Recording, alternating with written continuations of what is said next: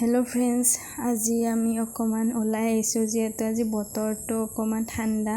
এইকেইদিন খুব ৰ'দ আৰু গৰম। আজি অকণমান বতৰটো ঠাণ্ডা কৰিছে, ৰ'দটো কম, সেইকাৰণে অকণমান ফুৰিব আহিলোঁ। আমাৰ লগত আমাৰ মামা মামীহঁতো আহিছে। আমি আহিছোঁ আজি মাহীশাহুৰ ঘৰত। মাহীহঁতে ভাত খোৱাকৈ নিমন্ত্ৰণ দিছিলে মামাহঁতক আৰু আমাক। এনেকৈ মামাহঁতে আমাৰ তালৈ আহিলে আৰু আমি একেলগে মাহীহঁতৰ ঘৰত আহিলোঁ।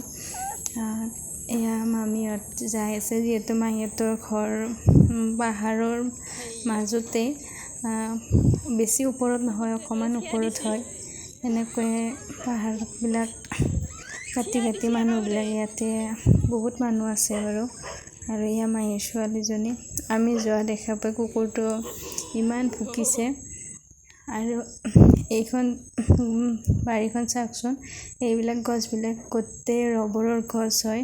আৰু এয়া এনেকৈ কাটি কাটি ৰবৰৰ আঠাবিলাক এনেকৈ ওলাই আছে। আৰু এবাৰ বাতিটো যেতিয়া ফুল হ'ব তেতিয়া এটা পাত্ৰত নি থৈ দিব, আৰু সেইবিলাক বহুত প্ৰচেছ আছে। তো এনেকৈ মহাৰ ৰবৰৰ ব্যৱসায় এটা আছে সৰুকৈ।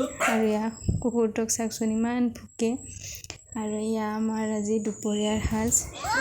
আমি খাই বৈ ওলাই উঠিলোঁ। আৰু এতিয়া বাচ্ছা পাতি চাওকচোন, গোটেইকেইটা লগ হৈ মাহীৰ ছোৱালীজনীৰ ৰংবিলাক উলিয়াই এনেকৈ নষ্ট কৰি আছে। সিহঁতে আহিলে একেবাৰে উৎপাত কৰি দিয়ে, বুজি নাপায় যিহেতু, সেইকাৰণে সিহঁতৰ যিটো মন সেইটোৱে কৰিব দিব লাগে। আৰু এতিয়া যাব সময় হৈ গ'ল। মাহীয়ে মৰমতে ঘৰৰ জিকা দি পঠালে।